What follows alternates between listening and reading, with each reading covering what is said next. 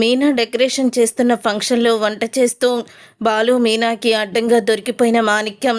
నిజంగానే మాణిక్యం మీనా బాలుకి ఎదురుపడనున్నాడా? అసలు ఇదంతా ఎలా జరగబోతుందనేది ఈ వీడియోలో తెలుసుకుందాం. వీడియో నచ్చితే తప్పకుండా లైక్ చేయండి. బాలు మీనాతో ఫోన్ చూపిస్తూ ఇలా అంటూ ఉంటాడు, చూడు మీనా, ఈ ఫోన్లోనే ఉండి నువ్వు బిజినెస్ అంతా కూడా చెయ్యొచ్చు. మన వీడియో కాల్లో మాకు ఎలాగైతే నువ్వు మొత్తం డెకరేషన్ ఎలా పూర్తి చేయాలో చెప్పావో అలాగే ఈ ఫోన్లో నీకు మరొక ఆప్షన్ ఉంది. నువ్వు డిజైన్లు అన్నీ కూడా ఈ ఫోటోలో మొత్తం కూడా గ్యాలరీలోకి పెట్టుకొని వచ్చే కస్టమర్లకి డిజైన్స్ ఎలా ఉంటాయని చూపించవచ్చు. అలాగే నీకు సంబంధించిన నెంబర్స్ అన్నీ కూడా దీంట్లో ఇలా ఫీడ్ చేసుకోవాలని టచ్ ఫోన్ గురించి మొత్తం కూడా చెప్తూ ఉంటాడు బాలు. ఈ ఫోన్లో ఇన్ని రకాలున్నాయా, ఇంత బిజినెస్ చేయొచ్చో ఈ ఫోన్లో నుంచి అని మీనా అయితే చెప్తుంది. అవును మీనా, కస్టమర్లు వాళ్ళ నెంబర్సు అన్నీ కూడా ఫీడ్ చేసుకోవచ్చు. నీకు నచ్చిన డిజైన్స్, అలాగే కొత్త కొత్త న్యూ డిజైన్స్, న్యూ డెకరేషన్స్ అని కొడితే గూగుల్లో సెర్చ్ చేస్తే నీకు ఎన్నో రకాల డిజైన్స్ కూడా వస్తాయి. దాన్ని బట్టి నువ్వు కొత్త కొత్త డిజైన్స్ని కూడా రూపొందించవచ్చు. ఈ ఫోన్లో అంతలాగా ఉంటుంది అని చెప్తూ ఉంటాడు బాలు. బాలు చెప్పిన తర్వాత ఇక మీనా, శృతి నాకు ఈ ఫోన్ ఇచ్చి చాలా హెల్ప్ చేసిందండి. శృతి ముందు ఆలోచనలో నాకు ఈ ఫోన్ ఇచ్చింది. మీరు ఎప్పుడైనా ఇలా ఆలోచించారా అని అడుగుతుంది మీనా. చూడు మీనా, నాకు ఇంత పరిజ్ఞానం లేదు కదా, తర్వాత ఫోన్ ద్వారా ఏంటి ఏం జరుగుతుంది మొత్తం కూడా ఆలోచిస్తే నా ఫ్రెండ్ని అడిగితే చెప్పాడు. దీంట్లో ఉన్న ఫ్యూచర్స్ అన్నీ కూడా నేను నేర్చుకొని నీకు చెప్తున్నాను అని బాలు అంటాడు. శృతి ఫోన్ ఇచ్చి నాకు హెల్ప్ చేస్తే ఆ ఫోన్లో నా బిజినెస్ని ఎలా డెవలప్మెంట్ చేసుకోవాలని మీరు చెప్పారు. ఇద్దరు నాకు చాలా బాగా హెల్ప్ చేశారు అని పొగుడుతూ ఉంటుంది మీనా. మీనా అలా పొగిడిన తర్వాత ఇక బాలు కూడా, నువ్వు అంచెలంచెలుగా ఎదగాలి, నిన్ను తొక్కేయాలని చూస్తున్న వాళ్ళకి సరైన గుణపాఠం చెప్పాలి, నీ టాలెంట్ ఏంటో నిరూపించుకోవాలి. ఏ లక్షలు కోట్లు చూసి మా అమ్మ ఇద్దరు కోడల్ని నెత్తిన పెట్టుకుంటుందో వాళ్ళకన్నా మంచి స్థాయిలోకి నువ్వు వెళ్ళి నువ్వంటే ఏంటో నిరూపించుకొని వాళ్ళకన్నా నీ రేంజే ఎక్కువని మా అమ్మ ముందు మా అమ్మకి తెలిసేలా చెయ్యాలని బాలు చెప్తాడు మీనాని. మీరు నా వెనకాల ఉండి నాకు ఇలా సపోర్ట్గా ఉంటే నేను ఎన్ని విజయాలైనా సాధిస్తాను, ఎంత పనైనా చేస్తాను అని చెప్తూ ఉంటుంది మీనా. తర్వాత ఇక బాలుకి ఫోన్ వస్తుంది. ఫోన్ రావడంతో, ఇదేంటి, రంగా మామ అర్జెంటుగా మాట్లాడాలి, ఇంటికి రమ్మని ఫోన్ చేస్తున్నాడు. మాటలో కూడా ఏదో తేడా కనపడుతుంది మీనా, ఏదో జరిగింది అని బాలు అనడంతో, పదండి వెళ్ళి అడుగుదాము అని మీనా చెప్తుంది. అప్పుడే ఇక మీనా బాలు ఇద్దరు కూడా కామాక్షి ఇంటికైతే వెళ్తారు. వెళ్ళిన తర్వాత కామాక్షి రంగా ఇద్దరు కళ్ళంట నీళ్లు బాధపడుతూ ఉంటారు, ఎమోషనల్ అవుతూ. అది చూసిన బాలు మీనా షాక్ అయిపోతూ, అయ్యో పిన్ని, బాబాయ్ ఏంటి బాబాయ్ ఇదంతా, ఏంటి మీరిద్దరు ఇలా ఉన్నారు, ఎప్పుడు కూడా మీ కళ్ళల్లో చిరునవ్వు ఆనందం చూసేవాళ్ళము, ఇలా కన్నీళ్లు చూడడం ఎప్పుడు కూడా లేదు, ఏంటి పిన్ని ఇది అని అడుగుతూ ఉంటుంది మీనా. అయిపోయింది మీనా, అంతా అయిపోయింది అని చెప్పడంతో ఒక్కసారి షాక్ అయిపోతూ ఉంటుంది మీనా. ఇక షాక్ అయిపోతూ మీనా అయితే, పిన్ని ఏం జరిగింది, ముందు అది చెప్పండి, మాకు చాలా టెన్షన్గా ఉంది అని అడుగుతూ ఉంటుంది మీనా. అప్పుడే బాలు, మావా నువ్వన్నా చెప్పు, అత్త ఆ బాధని బయటికి చెప్పలేకపోతుంది, ఏం జరిగింది అని అడుగుతూ ఉంటాడు బాలు. సుందరి ఎవరినో ప్రేమించిందంట్రా, మేము పెళ్లి సంబంధం చూసామని మాతో చెప్పకుండా లెటర్ రాసి నేను అతనితో వెళ్ళిపోయి అతన్నే పెళ్లి చేసుకుంటానని తను లెటర్ రాసి వెళ్ళిపోయింది అని చెప్తాడు రంగా. రంగా అలా చెప్పేసరికి ఒక్కసారే బాలు మీనా షాక్ అయిపోతూ, ఏంటి తను ప్రేమించిన వాడితో వెళ్ళిపోయిందా అని అనగానే, అవునరా వెళ్ళిపోయింది, తమ్ముడు కూతురు, నాకన్నా మా తమ్ముడు కన్నా అదే ఒకే ఒక కూతురు అని ఎంతో గారాబంగా చూసుకున్నాము. మా ఆస్తి మొత్తం తనకే ఇద్దామని మేమే కన్యాదానం చేసి పెళ్లి చేద్దామనుకొని ఇంటికి తీసుకొచ్చాను. తను ఇలా చేస్తుందని అనుకోలేదు. మా తమ్ముడు ఇప్పుడు చాలా బాధపడుతున్నాడు. ఇప్పుడు ఏం చేయాలో తెలియడం లేదు. అది ఎక్కడికి వెళ్ళిందో కూడా మాకు అర్థం కావడం లేదు అని చెప్తూ ఉంటే, బాబాయ్ మీరేమీ కంగారు పడకండి, నేనున్నాను కదా, నేను చూసుకుంటాను అని బాలు చెప్తాడు.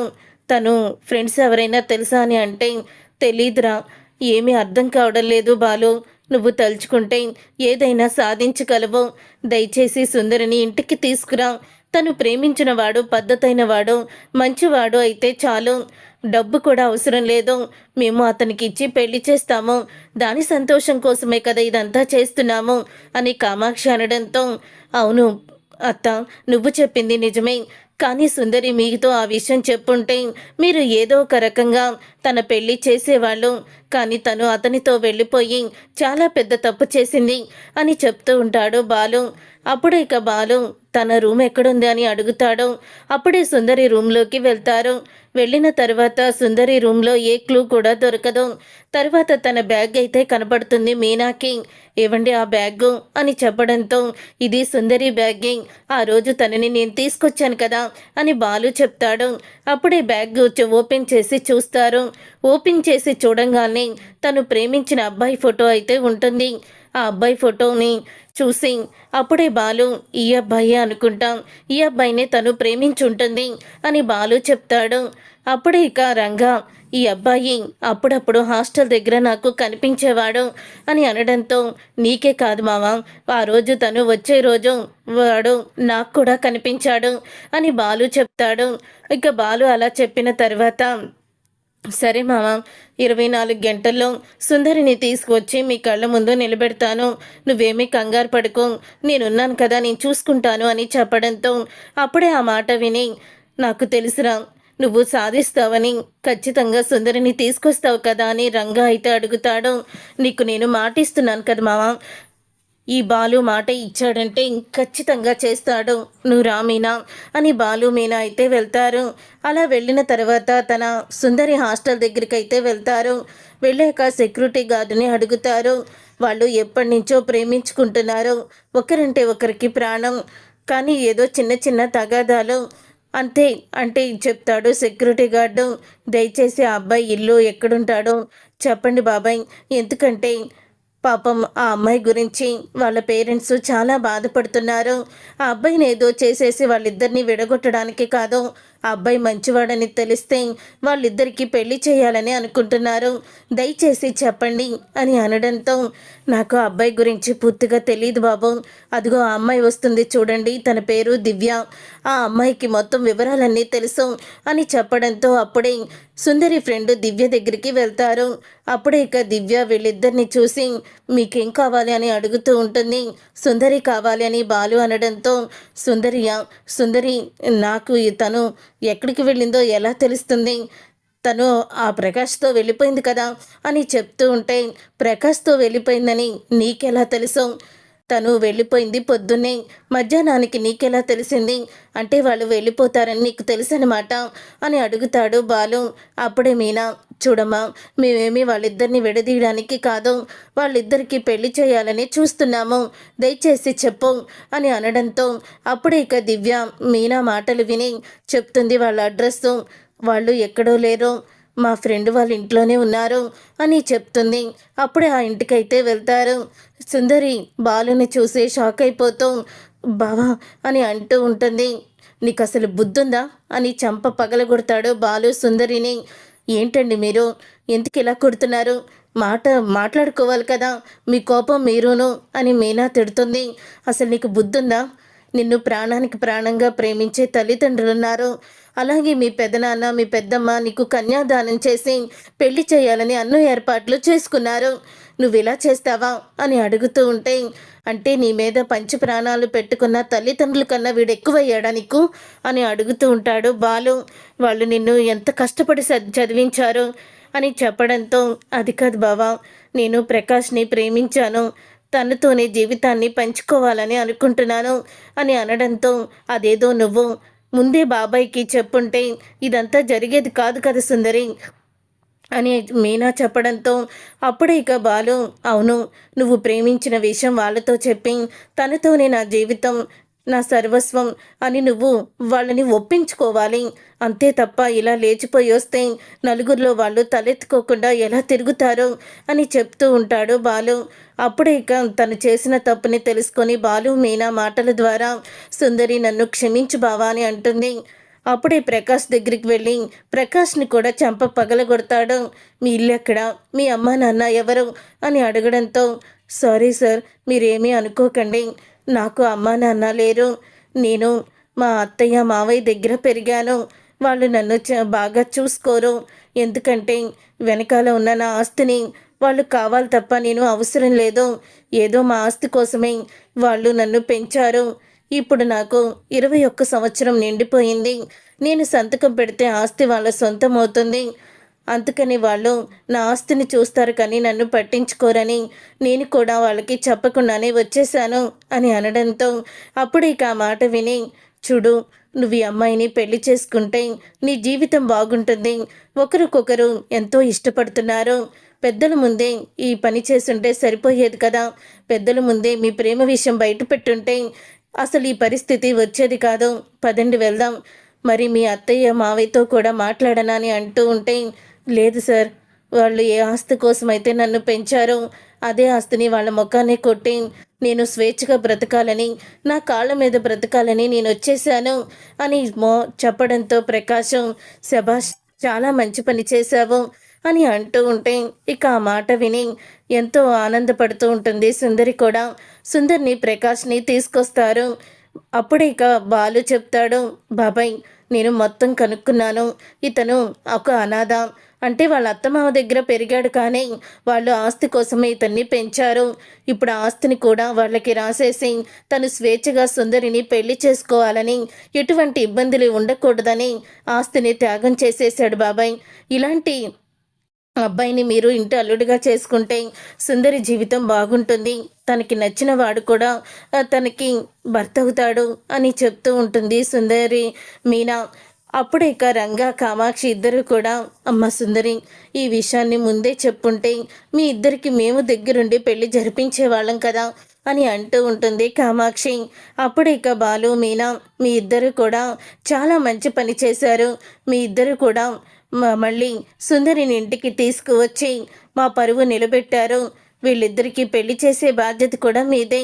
అమ్మా, నువ్వే డెకరేషన్ చెయ్యాలి, దగ్గరుండి పెళ్లి ముహూర్తం కూడా పెట్టించేస్తాము అని రంగా అనడంతో అందరూ కూడా చాలా హ్యాపీగా ఉంటారు. పెళ్లి ముహూర్తం రానే వస్తుంది. ఇక డెకరేషన్ అంతా కూడా మీనానే చేస్తుంది. అవును బాబాయ్, మరి వంటలు ఎవరికి చెప్పారు అని అంటుంది మీనా. వంటలు చేయడానికి ఒక అతను వచ్చాడమ్మా. మొత్తం కూడా తను సిద్ధం చేసుకున్నాడు. రెడీ అయిపోతున్నాయి వంటలు కూడా. నువ్వు డెకరేషన్ కూడా పూర్తి చేసేసాయి అని చెప్తూ ఉంటాడు రంగా. అప్పుడే మీనా డెకరేషన్ చూసుకుంటూ ఉంటుంది. ఆ వంట మనిషితో పాటు అక్కడికి వచ్చేది మాణిక్యం. మాణిక్యమే వంట మనిషిని తీసుకొని వస్తాడు. ఇక రంగా మాణిక్యంతో మాట్లాడుతూ ఉంటాడు.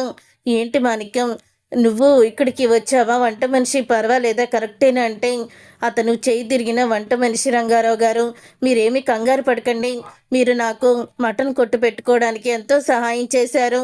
మీకోసం నేను ఇంతలా సహాయం చేయలేనా అని చెప్తూ ఉంటాడు. అప్పుడే మాణిక్యం, ఇంతలో వంట చేసే అతనికి గుండెపోటు అయితే వస్తుంది. గుండెపోటు రావడంతో అతను కుప్పకూలిపోతాడు. ఇక హాస్పిటల్కి తీసుకువెళ్తారు అతన్ని.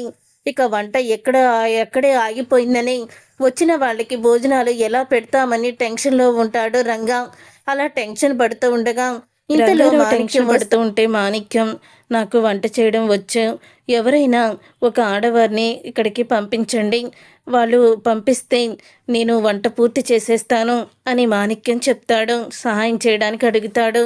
సరే, నేను వెళ్ళి ఇప్పుడే వస్తాను అని రంగా వెళ్ళి ఇక బాలు మీనాతో జరిగిందంతా చెప్పడంతో, బాబాయ్ టెన్షన్ పడకండి, ఇక్కడ డెకరేషన్ నేను చూసుకుంటాను, ఇక్కడ సుజాతక్క ఉంటుంది, తను వంటలు బాగా చేస్తుంది, తనని నేను వంట చేయమని పంపిస్తాను, మీరేమీ కంగారు పడకండి అని అంటూ ఉంటే ఆ మాట విని చాలా సంతోషంరా, ఈ పెళ్ళిలో ఎటువంటి లోటు రాకూడదు అని చెప్తూ ఉంటే, ఈ పెళ్ళి మా చేతుల మీదుగా జరుగుతుంది, మేము ఎటువంటి లోటు రానివ్వము అని అంటూ ఉంటాడు బాలు. తర్వాత మీనా సుజాతనే ఆమెని వంట గదిలోకి పంపిస్తుంది. ఇక మాణిక్యం అందరూ కలిసి వంట అయితే పూర్తి చేస్తారు. మీనా కూడా డెకరేషన్ పూర్తయిపోతుంది. ఇక పెళ్లి కూతుర్ని పెళ్లి కొడుకుని పెళ్లి పీటల మీద కూర్చోబెడతారు. ఇక పెళ్ళైతే జరుగుతూ ఉంటుంది. అందరూ కూడా భోజనాలు చేస్తూ చాలా రుచిగా ఉన్నాయి భోజనాలు అంటూ పొగుడుతూ ఉంటారు.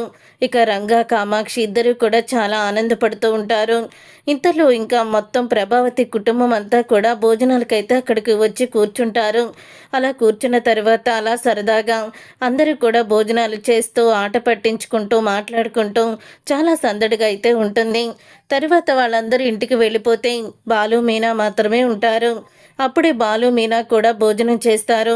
భోజనం చేశాక ఇక బాలు మీనా వంటలైతే చాలా అద్భుతంగా ఉన్నాయి అని అంటూ ఉంటారు. ఇదంతా కూడా అతను చేసిన పని వల్లే వచ్చింది. అతను ఎంతో సహాయం చేశాడు మాణిక్యం అని రంగా అయితే చెప్తాడు. అవునా, చాలా బాగా చేశారు వంటలు. అతను ఎక్కడున్నాడు బాబాయ్ అని అంటూ ఉంటే విడిదింట్లో ఉన్న వాళ్ళకి ఏదో తీపిగా పదార్థం చెయ్యాలన్నారు. అందుకనే పాయసం వండుతున్నాడు.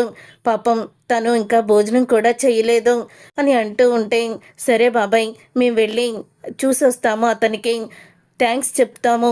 ఎందుకంటే మేము చేస్తున్న పెళ్ళి కదా, మా మీద తలభారం వేసుకొని అందుకని మేము అతనికి థ్యాంక్స్ చెప్పాలి. అతని వల్లే ఈరోజు అందరూ తృప్తిగా భోజనం చేశారు. సమయానికి అతను వంట చేసి అందరూ పరువు నిలబెట్టాడు అని బాలు మీనా చెప్తారు రంగాతో. చెప్పి ఇక బాలు మీనా వంటగదిలోకి అయితే వెళ్తూ ఉంటారు. అలా వెళ్తున్నప్పుడే మాణిక్యం ఇంకా పాయసం చేస్తూ ఉంటాడు. ఆ జీడిపప్పు నెయ్యి వేసామా, జీడిపప్పు ఎంత బాగా వేస్తే అంత బాగుంటుంది అని మాణిక్యం చెప్పి పాయసం వండుతూ ఉంటే అప్పుడే ఇక బాలు మీనా వంట చేస్తున్న మాణిక్యాన్ని చూసి షాక్ అయిపోతూ ఉంటారు. ఏవండి, ఇతను మలేషియా మావయ్య కదా అని అంటూ ఉంటుంది మీనా. అవును మీనా, వాడే అని అంటూ ఉంటాడు బాలు. ఇద్దరు కూడా ఇక దగ్గరికి వెళ్ళి మాణిక్యం ఎదురు నిలబడడంతో మాణిక్యం బాలు మీనాని చూసి షాక్ అయిపోతూ ఒక్కసారి స్టన్ అయిపోతూ ఉంటాడు. వామ్మో, బాలు మీనా ఏంటి ఇక్కడికి వచ్చారు? వీళ్ళిద్దరూ నన్ను చూసేశారు, ఇప్పుడు ఏం చేయాలి అని కంగారు పడిపోతూ ఉంటాడు మాణిక్యం. అప్పుడే ఏంటి మలేషియా మావా, చీచి మేక మామ, ఏం చేస్తున్నావు అని అడుగుతూ ఉంటాడు బాలు. ఎవరు ఎవరు మీరు? నన్ను మలేషియా మావ అంటారేంటి?